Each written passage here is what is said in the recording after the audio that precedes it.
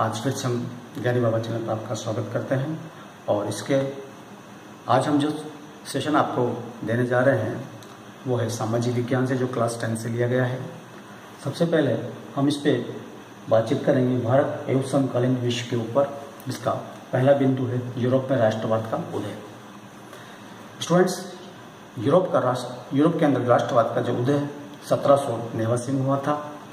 वहाँ की प्रजा ने वहाँ के सम्राट को सत्ता से हटाकर सत्ता की बागडोर प्रजा ने अपने हाथों में ले ली थी। लेकिन दुर्भाग्यवश वहाँ एक ऐसा व्यक्ति था जिसको हम नेपोलियन बोनापार्ट के नाम से जानते हैं। उसने प्रजातंत्र की हत्या करके और फिर से राजतंत्र वहाँ पर स्थापित कर दिया था। लेकिन उसने एक महत्वपूर्ण कार्य किया था 1804 के अंदर। उसने नागरिकों के लिए आचार संहिता बनाई थी, जो कि काफ़ी अच्छी व्यवस्था साबित हुई।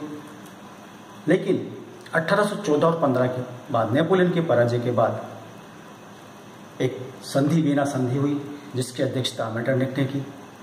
उसके बाद पुनः रूढ़िवादियों का शासन फ्रांस में कायम हो गया। रूढ़िवादी एक व्यवस्था फिर से, जिसमें बुर्बो राजवंशों को दोबारा से पुनः स्थापित किया गया।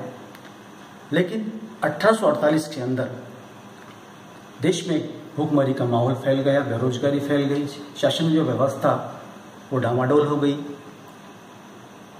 तो इसके अंदर एक उदारवादी संगठन मध्यम वर्ग का उदय हुआ। उस मध्यम वर्ग ने देश के अंदर एक संविधान की मांग रखी, स्वतंत्रता की मांग रखी, संपत्ति का अधिकार की मांग रखी, प्रेस की स्वतंत्रता की मांग रखी। इस प्रकार से 1848 के अंदर एक उदारवादियों ने जो जन्म लिया है। इस प्रकार से वहाँ पर फ्रांस के अंदर राष्ट्रवाद का एक नया स्वर बुलंद हुआ। अब मैं आपसे बात करता हूँ, उससे पहले मैं आपको इटली और जर्मनी के एकीकरण के बारे में बताना चाहूँगा। इटली के अंदर जूसेppe मैसिनी ने यंग इटली की स्थापना की 1831 के अंदर, और साथ में बर्न के अंदर उसने यंग यूरोप की भी स्थापना की। उसका साथ दिया गैरिबाल्डी ने, और एमेनुअल द्वितीय को 1861 में इटली का राजा बनाया गया। और उसी प्रकार से जर्मनी के एकीकरण में बिस्मार्क का योगदान रहा। और वहाँ पर वर्साई की संधि के बाद 1871 में विलियम्स प्रथम को वहाँ का राजा बनाया गया। इस प्रकार से इटली और जर्मनी के अंदर भी एकीकरण हुआ। अब मैं आपको बताना चाहूँगा इंडो चाइना में राष्ट्रवाद आंदोलन के बारे में। सन 1858 के अंदर स्टूडेंट्स, फ्रांस की सेनाओं ने संपूर्ण वियतनाम पर अधिकार कर लिया। प्रारंभ के अंदर वहाँ पर अच्छा शासन चला, लेकिन कुछ समय पश्चात वहाँ के छात्रों ने जब देखा, वहाँ की जनता ने, कि उनकी संस्कृति के ऊपर हमला किया जा रहा है, उनके ऊपर कन्फ्यूशियसवाद का प्रभाव था, और इसके अलावा बौद्ध धर्म को लोग मानते थे, लेकिन उनसे देखा नहीं गया, और उन्होंने विद्रोह का स्वर बुलंद कर दिया। तो इंडो चाइना के अंदर वियतनाम, लाओस और कंबोडिया ये देश आते हैं, और चाइना का इसके ऊपर अधिकार था। अब वियतनाम के अंदर जो सबसे मेन जो बात थी, अमेरिका की चिंता बढ़ गई, क्योंकि अमेरिका को लगा कि सब जगह इस तरह से कम्युनिस्ट शासन आ जाएगा दूसरे देशों में भी, इसलिए उसने वियतनाम को दबाने की कोशिश की। और अब मैं बात करता हूं आपसे भारत में राष्ट्रवाद के उदय की। 1885 के अंदर स्टूडेंट्स, भारतीय कांग्रेस की स्थापना हुई। उसके अंदर प्रारंभ में उदारवादी लोग थे, जैसे गोपाल कृष्ण गोखले, और 1907 के बाद बाल गंगाधर तिलक, जिन्होंने एक नारा दिया, स्वराज्य मेरा जन्म अधिकार है, सिद्ध अधिकार है, और मैं इसे लेकर रहूंगा। अब इसके बाद जो युग आया वो आया गांधी युग। गांधी युग का प्रारंभ किस प्रकार से हुआ मैं आपको बताना चाहूंगा। 1914 प्रथम विश्व युद्ध हुआ, उसके बीच में एक कमिटमेंट हुआ था कि जैसे विश्व युद्ध समाप्त हो जाएगा, हम भारतीयों को आज़ाद कर देंगे। लेकिन इसके विपरीत हुआ। एक काला कानून भारत के अंदर आया जिसका नाम था रोलर एक्ट। उसके तहत बिना मुकदमा चलाए, बिना अपील किए हुए, बिना सुनवाई के 2 साल की सजा। इससे भारतीय लोग और नाराज हो गए, उन पे कई प्रकार के टैक्स लगा दिए गए और कीमतों में वृद्धि कर दी गई। तो ऐसे समय में गांधी ने एक आंदोलन स्टार्ट किया जिसका नाम है असहयोग आंदोलन। इस आंदोलन के अंदर बड़ी बड़ी जो उपाधियां थी लोगों ने वो ठुकरा दी और साथ में पदों से इस्तीफा देना शुरू कर दिया और धीरे धीरे ये आंदोलन तेज होता गया। लेकिन चौरी चौरा के अंदर एक घटना ऐसी हुई जिसकी वजह से महात्मा गांधी को काफ़ी आघात लगा और इस आंदोलन को 1922 में वापस ले लिया गया। अब मैं बातचीत करता हूं आपसे खंड सेकंड की, जीजी विश्वा अर्थव्यवस्था एवं समाज। अर्थव्यवस्था क्या होती है? अर्थव्यवस्था के अंतर्गत किसी भी देश की अर्थव्यवस्था जो निर्भर करती है वो वहाँ की विकास दर पर निर्भर करती है। विकास दर यानी जो जीडीपी।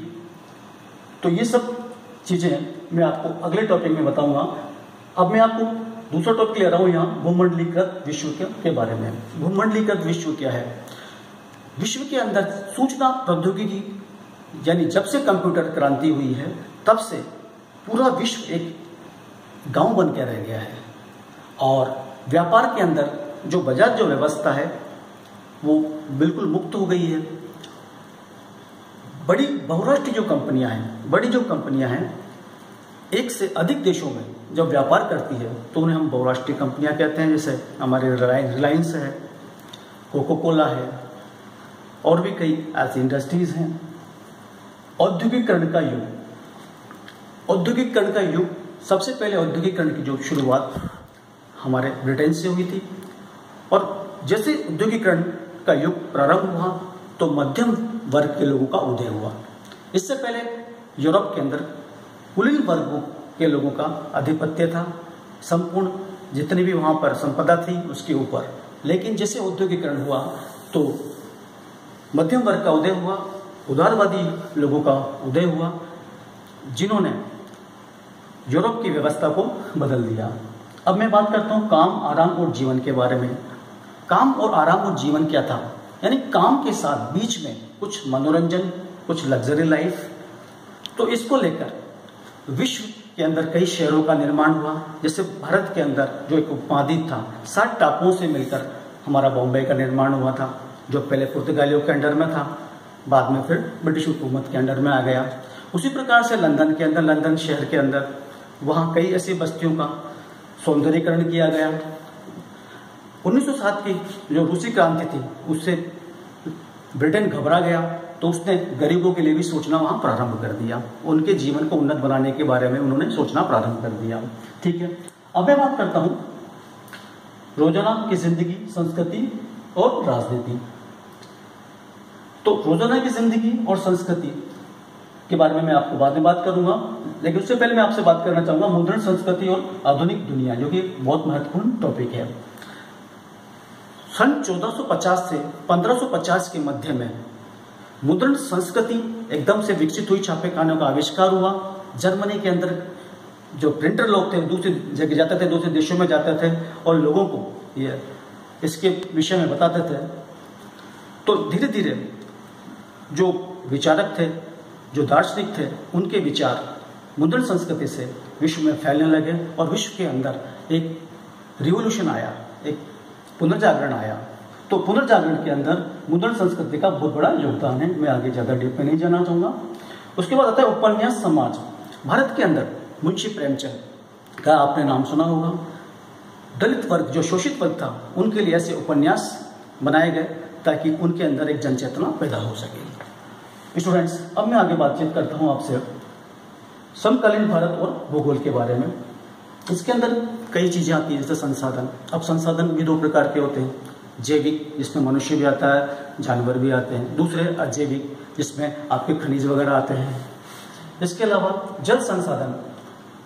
जल संसाधन क्या है?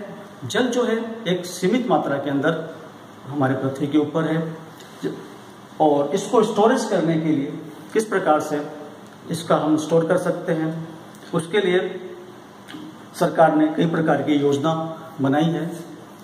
और दूसरी चीज है कृषि। कृषि के लिए किस प्रकार की भूमि, किस प्रकार की मिट्टी, कितना टेम्परेचर और कितनी मात्रा में इसके लिए वर्षा की आवश्यकता होती है। और खनिज और ऊर्जा, सौर ऊर्जा, परमाणु ऊर्जा और कई प्रकार की ऐसे संसाधन हैं, ऊर्जा है जो हमारे इसके अंदर आती है। तो ये आपका इतिहास और दूसरा आपका ज्योग्राफी है। अब मैं अगली जो आपको पॉलिटिकल और अर्थशास्त्र के बारे में जानकारी अगले सेशन में दूंगा। थैंक यू, धन्यवाद।